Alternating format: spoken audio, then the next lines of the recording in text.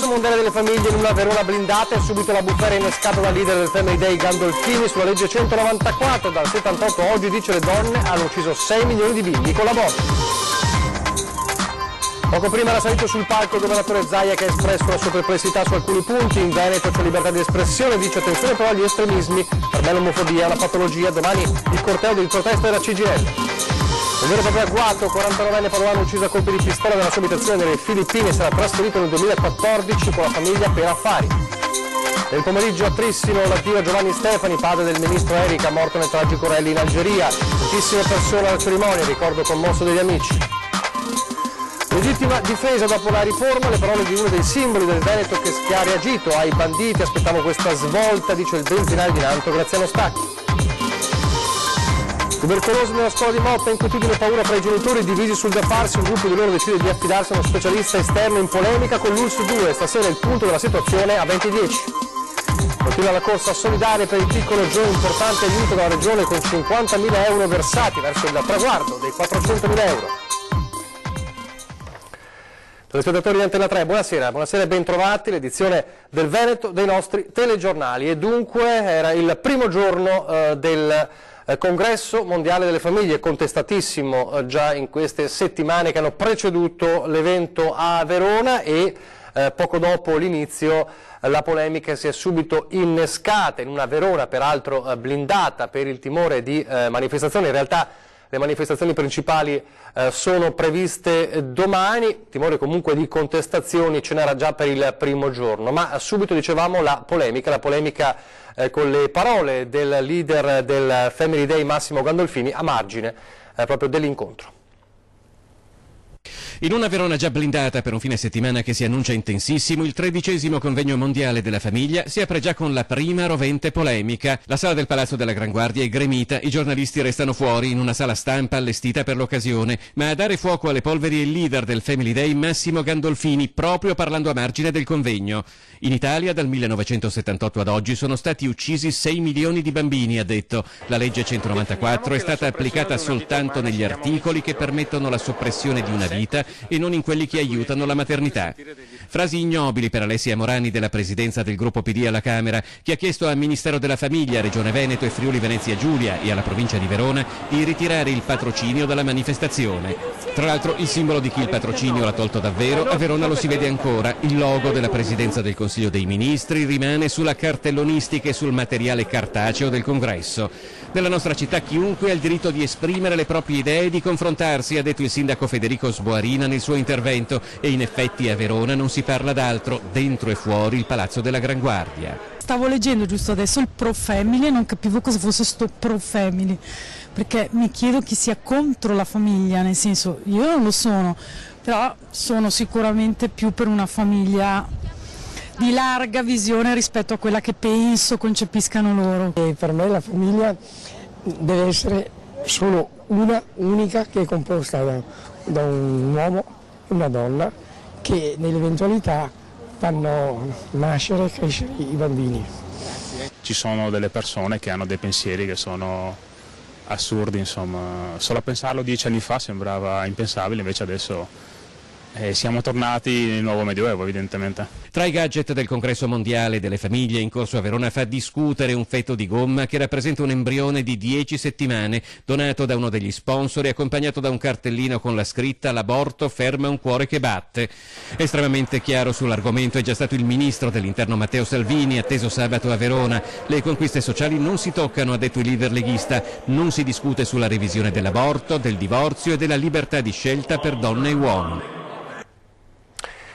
Poco prima che ci fosse questa dichiarazione che ha scatenato ovviamente la bufera, tra gli interventi sul palco c'era anche quello del governatore Luca Zaia, che ha fatto un po' ha iniziato, diciamo, ha dato il via al congresso in quanto governatore del Veneto, e ha invitato però a un dibattito sereno, tollerante e lontano da qualsiasi estremismo. Sentiamo le sue parole. Negli atti di questo congresso si parla di centralità della famiglia, si parla della condizione della donna, si parla di condizione dei bimbi, della promozione della natalità. Dopodiché giuridicamente in questo Paese è riconosciuta l'unione tra sessi uguali e penso che non ci sia nulla da mettere in discussione, punto e basta. Sono convinto che, visto considerato che qualcuno insinua dicendo che questo congresso serve per modificare delle leggi importanti di questo Paese, io non sono qui a portare avanti modifiche della legge sull'aborto, la 194, penso che la legge è questa, debba restare così, piuttosto che altri temi come quello delle unioni che giuridicamente sono riconosciute in Italia, è giusto che restino così, punto e basta. Nessuna polemica, nessuna strumentalizzazione politica. Al Congresso Mondiale della Famiglia a Verona il Presidente della Regione Luca Zaia invita ad un dibattito aperto e lontano da qualsiasi estremismo. E finché ci sarò io in questa regione c'è libertà per tutti per esprimere le proprie idee, le proprie considerazioni, con un principio, che la tua libertà finisce dove inizia la mia. Utilizzate questo palcoscenico anche per parlare dei temi che magari sono più ostici, no? Il tema dell'omofobia, io mi auguro, e lo dico da eterosessuale convinto, mi auguro che qui si possa anche chiarire una volta per tutte che l'omofobia è una patologia, non è la volontà di portare avanti un'idea che qualcuno considera sana. Qui non c'è il Medioevo, ha detto Zaia rispondendo ai critici del convegno. Il Medioevo è altrove. Se dovessimo identificare un Medioevo, non è Medioevo parlare di famiglia, parlare di bimbi o di natalità. Medioevo sarebbe quello corretto, parlare di donne lapidate perché sono adultere, sarebbe quello di parlare di donne che non hanno l'accesso allo studio, non hanno accesso al voto, sarebbe parlare ad esempio di donne alle quali è vietata ogni forma di espressione di femminilità, addirittura coprendole con i burqa. Altri gli interventi di esponenti della Regione, sempre oggi a Verona, una Verona che poi si prepara alla giornata più intensa, quella di domani. Ci saranno i ministri, ci saranno Salvini, Bussetti e Fontana, ci saranno anche le manifestazioni, la più importante è quella della CGIL. Archiviata la prima giornata del convegno mondiale della famiglia, Verona si prepara ad un fine settimana che si preannuncia a dir poco intenso. Le forze dell'ordine hanno unificato le centrali operative, Piazza Bra è stata blindata e sulle strade si trovano centinaia di agenti tra polizia, carabinieri, guardia di finanza e municipale. La stima è di 20.000 presenze per i due cortei di segno opposto che si fronteggeranno idealmente tra sabato e domenica. Sabato è anche la giornata dell'arrivo a Verona del ministro dell'Interno Matteo Salvini, della leader di Fratelli d'Italia Giorgia Meloni e del ministro della famiglia Lorenzo Fontana. Fuori dal Palazzo della Gran Guardia, per le vie della città, si snoderà intanto un corteo di segno politico opposto nel quale è prevista la partecipazione del segretario CGIL Maurizio Landini, del sindaco di Napoli Luigi De Magistris, di Laura Boldrini, Susanna Camusso, Monica Cirinna e Livia Turco. Dal convegno gli assessori regionali veneti controbattono alle polemiche. Discutere, giudicare, condannare ancora prima che si potesse parlare di che cosa poi? Della bellezza del matrimonio, del diritto dei bambini ad avere una famiglia serena, del diritto di una donna di conciliare i tempi di vita e di lavoro. Io mi occupo di questo tema da molto tempo, ma anche della libertà educativa che in Veneto è una realtà. Ma le polemiche trovano il tempo che trovano, credo che sia stata una grande pubblicità per gli organizzatori del congresso. Quello che a me interessa invece è i lavori finali di questo congresso, quindi le esperienze anche degli altri paesi, per capire anche come Regione Veneto cosa in più possiamo fare per rilanciare la famiglia, la centralità della famiglia, ma soprattutto per aiutare le famiglie. Giornata intensa anche domenica, terminato il convegno mondiale delle famiglie, nel primo pomeriggio partirà la marcia per la famiglia. Il problema principale da risolvere per molti è il calo delle nascite. Nessuno lo dice, ma nel 2050 probabilmente non ci saranno più italiani e nel 2030 l'Italia sarà un ospizio a cielo aperto. Dobbiamo intervenire su questo, dobbiamo intervenire e dobbiamo dare una speranza al nostro Paese. Questo accade a Verona. A Padova, in riferimento a Verona, fra poco più di un'ora è previsto un contestato, anche questo nei giorni scorsi, corteo, una manifestazione di Forza Nuova contro l'aborto e a favore del Congresso Mondiale delle Famiglie, mentre qualche ora prima, in questo momento, adesso, a Padova ci sono dei presidi contro la manifestazione di Forza Nuova, ma soprattutto a favore della legge 194, due i presidi. Sta seguendo per noi questa serata intensa a Padova Ferdinando Garavello, che abbiamo in collegamento al telefono. Ma Ferdinando, com'è la situazione in questo momento? Buonasera a tutti. La situazione in questo momento è davvero stranissima perché ci sono le due contromanifestazioni, una in Piazza delle Erbe e una in Piazza dei Signori, che sono già cominciate, ma Padova sta vivendo il suo classico orario di aperitivo, c'è lo struscio, c'è la gente che cammina, farà le manifestazioni e ci sono le forze di polizia in assetto antisommossa. Quindi ci sono signore con la borsa piena di acquisti e camionette della polizia e le manifestazioni in corso che insomma c'è parecchia confusione, stanno gridando contro la manifestazione organizzata a Forza Nuova, stanno leggendo a più livelli queste situazioni, quindi da una parte c'è chi contesta la volontà di Forza Nuova di contestare la 194, c'è chi parla della libertà in generale, c'è chi parla del ritorno di forze oscure dal passato, quindi la situazione è molto strana e c'è una tensione che si sviluppa in tutto il centro storico di Padova che è molto molto particolare. Ecco, Forza Nuova partirà con la sua manifestazione alle 19:30, mi confermi? Forza Nuova partirà tra circa un'ora dal Santo, proprio dalla piazzale davanti al Santo, e arriverà davanti al Palazzo della Provincia o la Prefettura. Non si sa ancora quale strada percorreranno, quindi se faranno le riviere o una strada più interna. È tutto blindato, assolutamente, è tutto chiuso, non si passa e quindi da quella parte la manifestazione è blindata. I centri sociali e le altre associazioni che stanno facendo le due contromanifestazioni non hanno ottenuto dall'amministrazione e dalla questura la possibilità di sfilare. Quindi sono monitorati, sono tenuti d'occhio, vogliono che stiano fermi perché c'è il rischio di contatti. Diciamo che ci sono 200 metri dal punto in cui arriverà Forza Nuova a quello in cui adesso c'è la manifestazione dei centri sociali e potrebbe essere pochi in caso che qualcuno volesse muoversi per cercare lo scontro. Ecco. Benissimo, grazie allora a Ferdinando Garavello che sta seguendo per noi questa serata, ovviamente ve ne renderemo conto domani su cosa sarà accaduto poi nelle prossime edizioni e poi domani con più compiutezza. Chiudiamo questa pagina sulle polemiche, le polemiche legate all'aborto, alla famiglia e a quant'altro, insomma anche alla sessualità. Torniamo alla cronaca, la cronaca di una vera e propria esecuzione. Questa sarebbe la causa della morte di un 49enne padovano nelle Filippine. Andrea Guarniero, 49 anni, padovano, imprenditore immobiliare, è stato ucciso a colpi di pistola giovedì pomeriggio nella sua casa nella città di Dawin, nelle Filippine, dove si era trasferito dal 2016. Due uomini avrebbero fatto irruzione nell'abitazione dove c'era tutta la sua famiglia, compreso il figlio di 9 anni, e lo avrebbero freddato nello studio mentre stava lavorando al computer. L'uomo non ha avuto scampo. Per il fratello Daniele è stata una esecuzione, forse legata a un terreno il cui acquisto, fatto da Guarniero, può aver dato fastidio a qualcuno. Andrea Guarniero aveva guidato l'azienda di famiglia, la Multichimica di Mestrino, fino al trasferimento definitivo nelle Filippine, dove con un socio padovano aveva avviato il progetto di un resort. Appassionato di rugby, da giovane aveva militato nel Petrarca e si era laureato in scienze politiche al BO. Nelle Filippine era molto attivo in campo sociale, con medici e dentisti aveva avviato progetti umanitari per la salute dei bambini del posto. Da quando, lo ricorderete, una notte terribile di marzo, peraltro, sparò ai banditi che si erano avventurati all'interno della vicina gioielleria di Robertino Zancan. Da quando sparò e uccise uno dei banditi, Graziano Stacchi è diventato, benzinaio di Ponte di Nanto, forse il simbolo più noto del Veneto che reagiva e che reagisce ai banditi. Allora, le sue parole dopo la riforma della legittima difesa.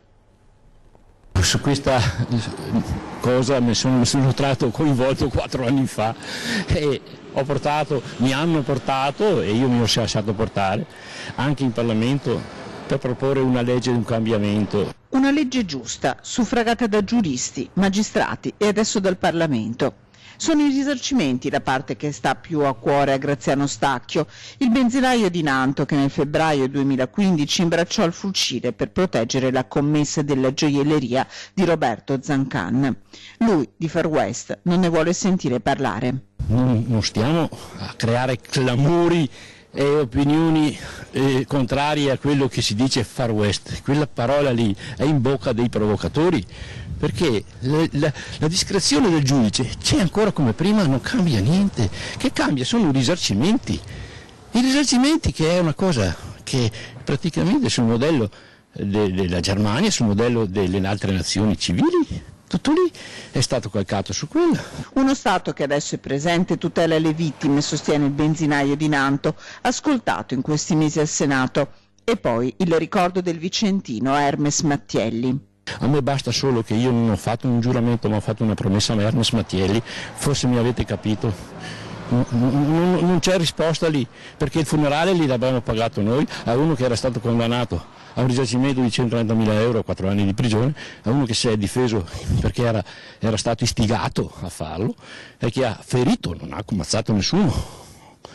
Non è giustizia questa. Anche oggi al lavoro Graziano Stacchio, come sempre, lo sguardo dritto e aperto di un uomo che non si sente un eroe. Io continuerò a lavorare, io non ho aspirazioni politiche e anche non voglio essere tacciato da eroe. Ho fatto solo il mio dovere, perché a 70 anni cosa posso fare? Ho con 7 nipoti, che futuro gli posso dare? Almeno cerchiamo di migliorarlo. Restiamo nel Vicentino, a Trissino, nel pomeriggio l'addio a Giovanni, il padre del ministro Erika Stefani.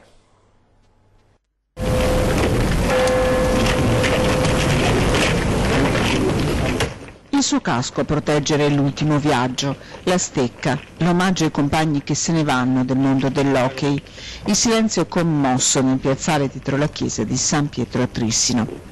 Tutto il paese e tutta la vallata si sono stretti attorno alla famiglia di Giovanni Stefani. Erika, ministro per gli affari regionali e le autonomie, si stringe alla madre e al fratello nell'abbraccio che sorregge e tenta di lenire il dolore del cuore e dello spirito.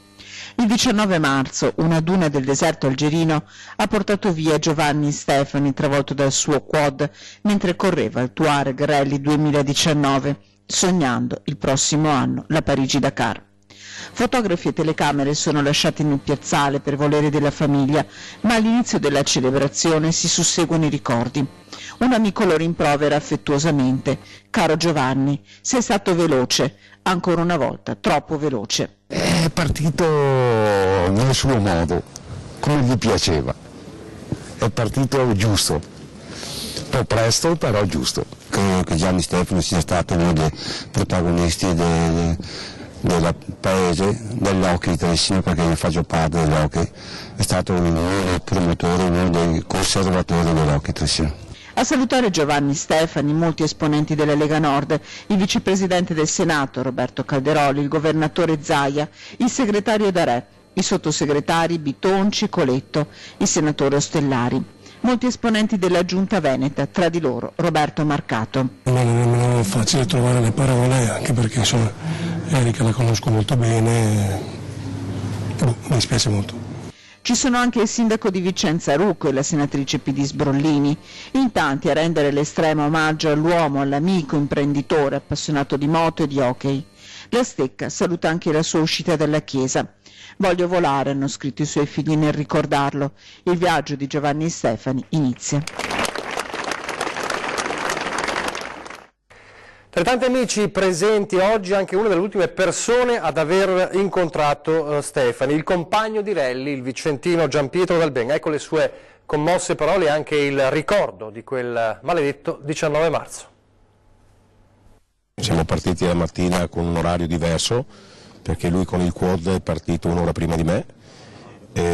Non l'ho visto durante la tappa perché era un trasferimento, una speciale molto veloce, molto tecnica, e fatalmente ci siamo ritrovati nella grande duna dove non dovevamo passare seguendo le tracce del roadbook. Quando sono arrivato sulla cresta della duna, Giovanni era sotto di circa 15 metri, immobile, non ho avuto delle piacevoli sensazioni. Quando sono corso giù per rianimarlo, ho tentato più volte di rianimarlo, non c'era la possibilità di fargli riprendere il respiro. Vi eravate salutati felici la mattina prima della partenza? Allora, era molto felice perché la tappa del giorno prima era andata benissimo. Il suo amico Adriano gli aveva sistemato il quad in maniera molto fine, molto tecnica, molto appropriata. Con il GPS che quest'anno funzionava bene aveva preso tutti i checkpoint durante la tappa che doveva prendere, era carico, veramente felice, pronto per la tappa del giorno dopo. Cosa si prova quando si corre in mezzo al deserto? Ma noi generalmente usiamo una frase molto semplice. Lasciamo il deserto quotidiano per andare a correre nella sabbia. Qui c'è il deserto, in Africa c'è la sabbia. È pronto a ripartire? Sempre. Anche per Giovanni, portando con sé Giovanni?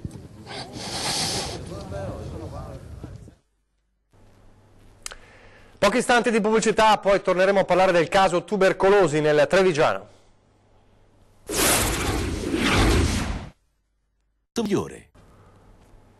Eccoci in studio in diretta, il telegiornale del Veneto, andiamo nella Marca, andiamo a Motta di Livenza, la scuola elementare, e la tubercolosi, i casi tubercolosi che sono saliti, come sapete, a 8, cresce la preoccupazione tra i genitori, tanto che un gruppo riunito in un comitato ha deciso di rivolgersi a un esperto esterno all'ULSS per un consulto, in evidente polemica anche con l'ULSS, decisione che spacca però le famiglie degli alunni tra favorevoli e contrari.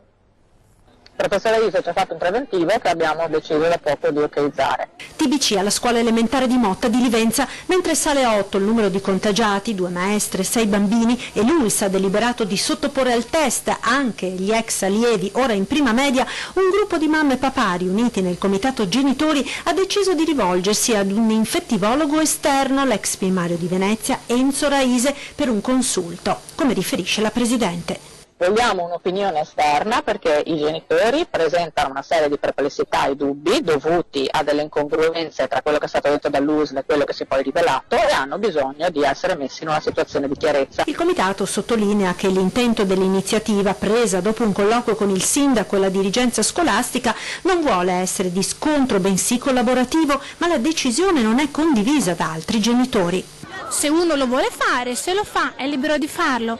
Nessun problema, che non lo facciano a mio nome, che non lo facciano a nome di tutta la comunità che non condivide questa posizione. Ma così ci dividiamo, per creare due fazioni, quelli che lo sostengono e quelli che non lo sostengono? È questo che vogliamo? È questo il bene dei nostri figli? Tra ansie e voglia di rassicurazioni, soprattutto pensando al bene dei bambini, mamme e papà aspettano i figli all'uscita da scuola. Non abbiamo ancora certezze di nulla, che la cosa si sia chiusa qui. E io spero veramente che adesso l'USL ci dia conferme definitive, e non so se vogliono indirizzarsi a qualche altro, al consulente o quant'altro, però sì, dobbiamo avere risposte certe. Positiva il test, sì, abbiamo poi eseguito il controllo della radiografia. Non è successo, sì, non c'era niente di particolare, quindi il bambino è pulito, però comunque dobbiamo fare i 6 mesi di profilassi per evitare che in futuro si sviluppi il virus. Secondo me la cosa è stata gestita abbastanza bene dall'USL, ci hanno sempre tenuto al corrente. Mi sarebbe piaciuto che la cosa fosse venuta fuori subito al momento in cui è venuto fuori il caso del bambino. Noi l'abbiamo saputo il giorno prima che i nostri bambini che fanno parte della classe, che collabora spesso con quella interessata, gli fosse esteso il test anche a loro, ma vabbè. Confido che facciano il loro mestiere, lo facciano bene. Ci hanno fatto capire, hanno fatto il test, il mio figlio per esempio è negativo, però bisogna vedere perché sono 20 bambini esito positivo. Per cui c'è ancora preoccupazione? Paura c'è preoccupazione. Tubercolosi non è, e sono 400 bambini. E adesso 2 gran belle notizie che riguardano il piccolo Joe. La prima arriva da Venezia. Non solo la solidarietà di tutti voi telespettatori, anche la Regione Veneto si è mossa e ha deciso di devolvere una cifra importante per l'operazione del piccolo Joe. 50.000 euro sono stati destinati a questo bimbo di Piazzola sul Brenta, ora i 400.000 sono praticamente una certezza. Senza la quota messa in campo dalla Regione, mamma Erika ha comunicato che la cifra raggiunta oggi è pari a 326.000 euro, una cifra che cresce di ora in ora e che con l'aggiunta di questo importante finanziamento dai palazzi veneziani significa che Giovanni potrà correre e giocare con e come i suoi amichetti. Ma questi 50.000 euro non sono l'unica buona notizia che vogliamo darvi, perché oggi è arrivato un primo esito della risonanza magnetica cui è stato sottoposto il piccolo guerriero all'ospedale di Campo San Piero. La cartilagine c'è. Questo è un elemento fondamentale, il più importante. Adesso gli esami saranno passati al vaglio del professor Paley, il luminare che si occuperà dell'intervento del bambino in Florida e che determinerà modalità e tempi d'azione. Intanto si susseguono le iniziative di raccolta fondi. Domenica prossima nell'area golenale del Brenta a 9, in occasione della giornata dedicata agli aquiloni, sarà allestito un gazebo per la vendita dei famosi biscotti di Joe. E proprio lui sarà la guest star, l'ospite d'eccezione che farà volare davanti a tutti e per tutti l'aquilone della solidarietà. Un gesto che racchiude un profondo significato, una sorta di buon auspicio, come nelle credenze orientali, e che tanto ricorda le parole della poetessa Alda Merini. Bambino, se trovi l'aquilone della tua fantasia, legalo con l'intelligenza del cuore. Vedrai sorgere giardini incantati e tua madre diventerà una pianta che ti coprirà con le sue foglie.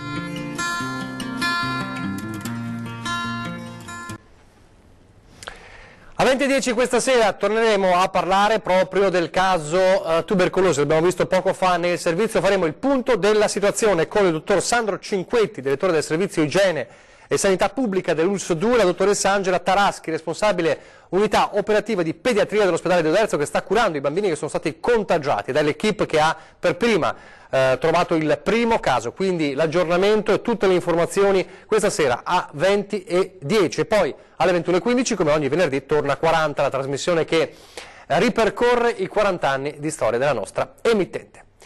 E adesso le previsioni del tempo. Grazie per averci seguito. Arrivederci.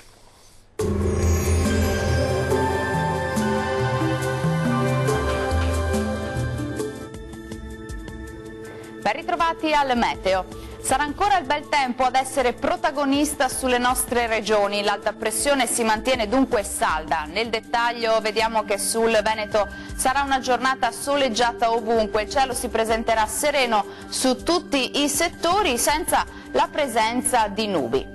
Temperature minime tra lo 0 e i 5 gradi, massime in lieve calo, comprese tra 16 e 21 gradi circa. Bel tempo anche sul Friuli Venezia Giulia, anche in questo caso sarà una splendida giornata all'insegna del sole e il cielo sarà sereno o al massimo poco nuvoloso su tutte le province. Temperature minime tra 5 e 10 gradi, massime oscillanti invece tra 17 e 21 gradi. Situazione pressoché identica sul Trentino Alto Adige, anche sulla nostra regione infatti splenderà il sole e il cielo sarà sereno e limpido un po' su tutti i settori. Temperature minime sui 3 gradi, massime sui 21 gradi. Dal meteo di Antenna 3 per ora è tutto, arrivederci al prossimo aggiornamento.